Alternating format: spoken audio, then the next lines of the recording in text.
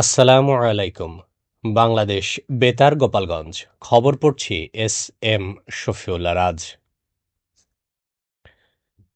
বিএনপির সাবেক মহাসচিব এবং সাবেক মন্ত্রী কে এম ওবায়দুর রহমানের ১৯তম মৃত্যুবার্ষিকীতে পররাষ্ট্র প্রতিমন্ত্রী শামা ওবায়দ ইসলাম বলেছেন, দেশের উন্নয়নমূলক কাজে বাধা সৃষ্টি করলে কাউকে ছাড় দেওয়া হবে না। তার নাম ব্যবহার করে ব্যক্তিগত স্বার্থ হাসিলের চেষ্টা করলে সংশ্লিষ্টদের বিরুদ্ধে কঠোর ব্যবস্থা নেওয়া হবে এবং এ বিষয়ে সরকারি দপ্তরগুলোতে ইতোমধ্যে অবহিত করা হয়েছে। গতকাল বিকেলে ফরিদপুর নগরকান্দা উপজেলা বিএনপি আয়োজিত স্মরণসভা ও দোয়া মাহফিলে প্রধান অতিথির বক্তব্যে তিনি এসব কথা বলেন। তিনি আরও বলেন, কে এম ওবায়দুর রহমান ছিলেন একজন দৃঢ়চেতা সংগঠক। তিনি অন্যায়ের সঙ্গে কখনো আপোষ করেননি। তার আদর্শ ধারণ করতে হলে অন্যায়ের বিরুদ্ধে অবস্থান নিতে হবে। অনুষ্ঠানে বিএনপির বিভিন্ন পর্যায়ের নেতারা বক্তব্য দেন। শেষে মরহুমের রুহের মাগফেরাত কামনায় বিশেষ দোয়া অনুষ্ঠিত হয়। ঈদ উল ফিতরের তৃতীয় দিনেও গতকাল মাদারীপুরের বিভিন্ন বিনোদন ও ঐতিহাসিক স্থানে দর্শনার্থীদের উপচে পড়া ভিড় লক্ষ্য করা গেছে। পৌর শিশু পার্ক, নদীর পাড়, শকুনি লেক, সেনাপতির দিঘি ও রাজারাম মন্দির সহ বিভিন্ন স্থানে ছিল উৎসবমুখর পরিবেশ। পরিবার পরিজন নিয়ে দূর দূরান্ত থেকে মানুষ এসব স্থানে ভিড় করেন। শিশুদের আনন্দ ছিল চোখে পড়ার মতো, বিশেষ করে শিশু পার্কে। অনেকেই নৌকায় চড়ে নদীর সৌন্দর্য উপভোগ করেন। পাশাপাশি অস্থায়ী দোকান ও খাবারের স্টলে জমে থাকে স্থানীয় ব্যবসা। গোপালগঞ্জের মুকসুদপুরে অবৈধভাবে জ্বালানি তেল ও এলপিজি গ্যাস মজুত করার দায়ে এক ব্যবসায়ীকে ২০,০০০ টাকা জরিমানা করেছে ভ্রাম্যমাণ আদালত।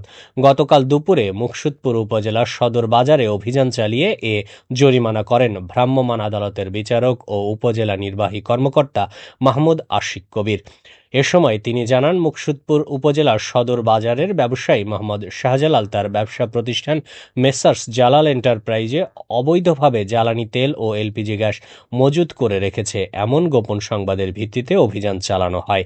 এ সময় তার দোকানে অবৈধভাবে জ্বালানি তেল ও এলপিজি গ্যাস মজুদ রাখার দায়ে ২০,০০০ টাকা জরিমানা করা হয়। এ ব্যাপারে একটি মামলা দায়ের করা হয়েছে। মাদারীপুরের কালকিনিতে নিখোঁজের ১০ দিন পর রুহুল আমিন ঘরামি নামে এক কৃষকের অর্ধগলিত মরদেহ উদ্ধার করেছে পুলিশ। গতকাল দুপুরে লক্ষ্মীপুর ইউনিয়নের একটি ধানক্ষেত থেকে মরদেহটি উদ্ধার করা হয়।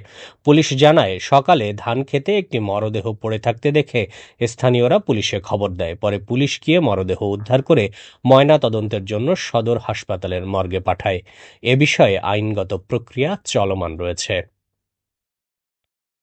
গোপালগঞ্জের মুকসুদপুরে পুকুরের পানিতে ডুবে রায়হান নামের ৩ বছরের এক শিশুর মর্মান্তিক মৃত্যু হয়েছে।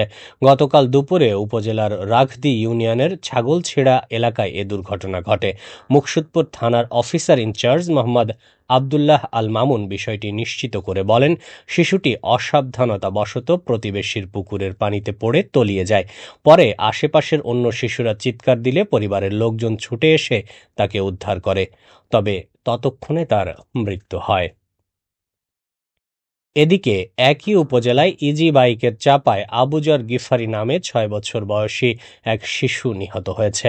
গতকাল সন্ধ্যায় বনগ্রাম সিন্ধিয়াঘাট আঞ্চলিক সড়কের কঠুরাকান্দি এলাকায় এ দুর্ঘটনা ঘটে। পুলিশ জানায়, মোচনা ইউনিয়নের কঠুরাকান্দি গ্রামের আঞ্চলিক সড়ক পার হচ্ছিল শিশু আবুজার গিফারি। এ সময় দ্রুতগামী একটি ইজি বাইক তাকে চাপা দিলে শিশুটি মারাত্মক আহত হয়।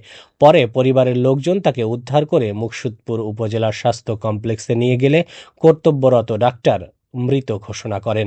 এ বিষয়ে আইনি প্রক্রিয়া চলমান রয়েছে। এবারে শুনবেন কৃষি সংবাদ।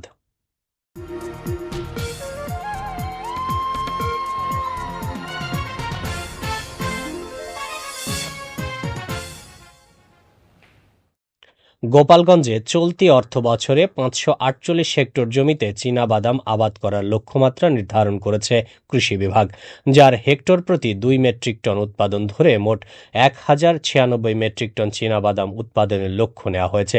কৃষি বিভাগ বলছে, উপযুক্ত আবহাওয়া ও কৃষকদের আগ্রহ থাকায় এই লক্ষ্যমাত্রা অর্জন করা সম্ভব। ইতোমধ্যে কৃষকদের প্রয়োজনীয় পরামর্শ ও সহায়তা প্রদান করা হচ্ছে। সবশেষে আবহাওয়া।